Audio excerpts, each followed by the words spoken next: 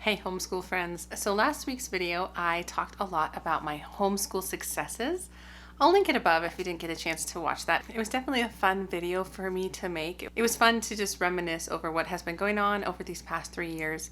But I also started to think, well, there are some things that maybe I wish I could have changed as well. And so if you are a little bit curious as to what some of those regrets or things I might have wanted to change could have been, stay tuned for this video.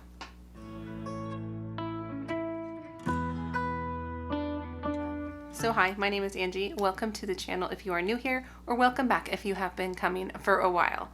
So like I said, this video is on my homeschool regrets of the past 3 years. And honestly, I would say I am not a person who tends to think in terms of regrets or anything like that. I tend to be a very positive person, a little overly optimistic, my husband likes to say. So this isn't really where I live, but I do think it's wise to consider, one, the things you do well, like your successes, but also to consider some of the things that maybe I would have wished I would have done differently. So instead of kind of wallowing in that regret, but just to see it for what it is. And I believe knowing what those regrets are can really lend itself to helping shape the future. Like I can make better decisions. I can kind of try and avoid some of these things in the future. So I kind of view these regrets in a positive way, if that makes sense. So the first thing I would say that I regret from the past 3 years of homeschooling, and granted, this has been homeschooling little kids. None of my kids have gone to public school. I haven't brought them out. We have only homeschooled. But I would say my first regret is that I didn't live in reality entirely. And I'd say this in kind of two different arenas. I'd say the reality of our situation and the reality of my personality. So when I say our situation, I just really mean the fact that we had all our kids within 4 years. So my twins were born when my kids were 3 and 2 years old. So we had all of these kids within 4 years. And there's some wonderful things to that, but there's also kind of a reality to that I just don't have the freedom and the space that would have happened if we would have spread out our kids a little bit more, or even if we wouldn't have had twins. Like all you twin mamas can relate. It's just different and challenging in new ways to have a set of kids that are the same age, same developmental time frame, all those things. It's just a lot of extra things, good and bad, all that. But that is my situation. And I think as I was starting to think about homeschooling and planning for homeschooling and gathering supplies, I did not live in the reality of our situation very well. And that's okay. That's okay. I think there's a lot to say about learning and growing and all of those things. But I feel like how this would have changed things potentially is that I just would not have put so much on my plate in the sense of like all the good and wonderful and beautiful ideas and things that I'm like, oh yes, I want that for my kids, and this and this and this and this and all of these things for my homeschool. But then when it came to actually implementing those, I really struggled. I mean, the first couple of years of having the twins, it was just hard to get them all in the car. And then once they became like toddlers, then they started running in opposite directions at the park and things like that. So it was just so hard to even take like nature walks or do things like that within the situation of our family. So I wish I would have just been a little bit more self-aware, but again, it's okay. I can learn from that. I'd say the second area of not quite living in reality has been my personality. Oh, you guys, I have grown so much over the past couple years. I think, one, I got more into the Enneagram, which is just a great personality tool that can help you kind of understand yourself and your deeper motivations and all these things. I don't need to talk about the Enneagram here. But if you love the Enneagram too, please drop your number below. I am an Enneagram 9, a peacemaker, and I'm also an introvert, a pretty solid introvert. And so those two things combined and learning more about myself, I realized that I get tired easily. I don't have a ton of energy. I have compensated for that in a lot of different ways. For instance, I am very organized, very structured, very scheduled, and hopefully not in bad ways. For the most part, it really helps me out. It helps me get what I need to get done and not have like a ton of decision fatigue. So I've learned all that about myself, but I feel like this past couple years while I've been trying to homeschool and raise young kids, I just didn't really take into account the effect it would have on me, like my personality, and like what do I need to recharge? What do I need to bring the energy back to my kids, to have the strength and the patience to parent well, homeschool well, all those things. I feel like that has been a process in the making, which has been a good thing. I feel like I have grown a lot and it's been good. I would say though, I didn't do this very well the whole time, and I feel like I have burnt myself out on a number of different occasions where I just get really tired and I just like back away and I just stop doing it well. I feel like a lot of homeschool moms talk about like, don't push your kids too hard or having too high of expectations. I feel like when I get tired, I get too low of expectations. I'm just like, oh, we won't do anything. I'm just too tired. That's just too much. We'll just do just this and it'll be fine, which it is. It's just fine. But sometimes I feel like I swing the pendulum a little too far that way. And then I run the risk of like not doing enough, in all honesty. And that might sound funny because I feel like on homeschool channels, you always get the advice of like, don't push them too hard. Don't push them too hard.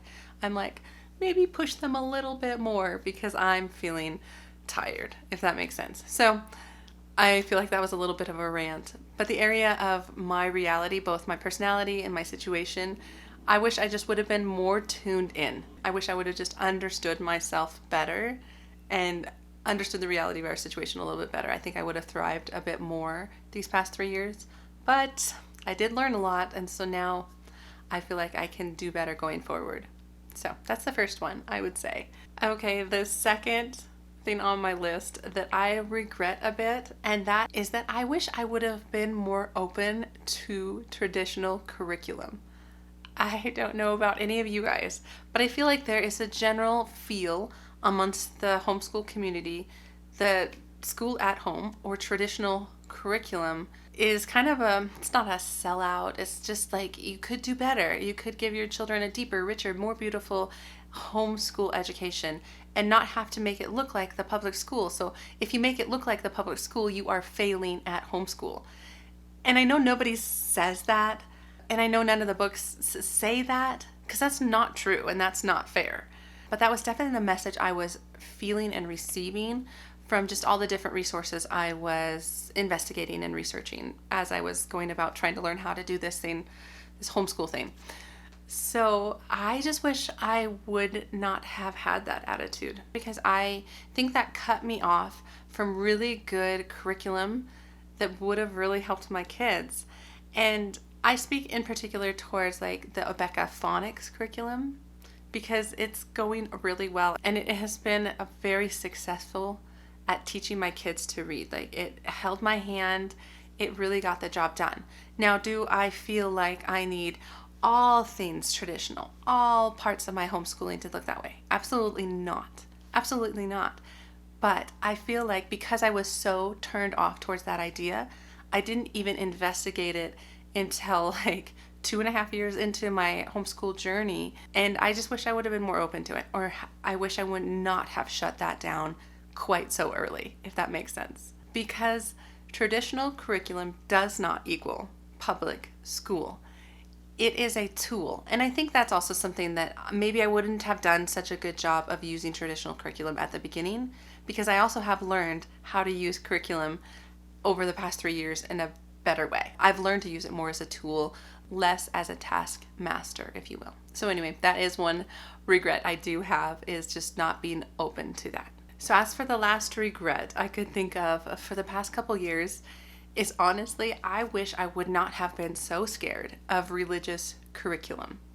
Which I know that sounds kind of crazy. I'm a Christian, I love Jesus, but my preconceived notions of what the like evangelical Christian-based homeschool curriculum was about, it just wasn't what I wanted, and I felt like I just kind of threw the whole thing out because I just figured they all had like very strong conservative underlying messages that don't really align with where I land, which I have talked about a lot on this channel. I've talked about the fact that I have a PhD in science. I really love science. I value modern science. I can see the connection between God creating the world and how scientists have discovered things and beautiful things, and I am very much able to connect the two.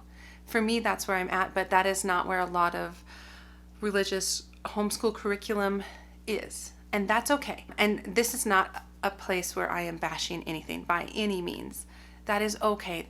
But for me personally, I had a fear that I would not be able to handle the messaging in those more conservative religious curriculums. And so I just was like, I can't do that. I'm just going to stick with secular curriculum because at least for me, I believe that science is correct. And I could add the beauty of how God runs that science, that modern science, and I can intermesh the two.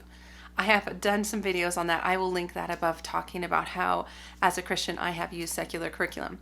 But why this lands in my regrets video is because I was so hasty, I feel like, to toss everything out and be like, that freaks me out. I cannot handle that stance.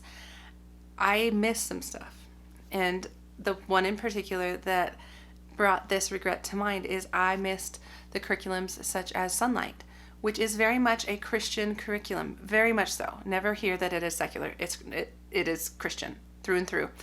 But it just lends itself to being interpreted a few different ways, especially when it comes to some of those more controversial issues such as age of the earth, evolution, things like that.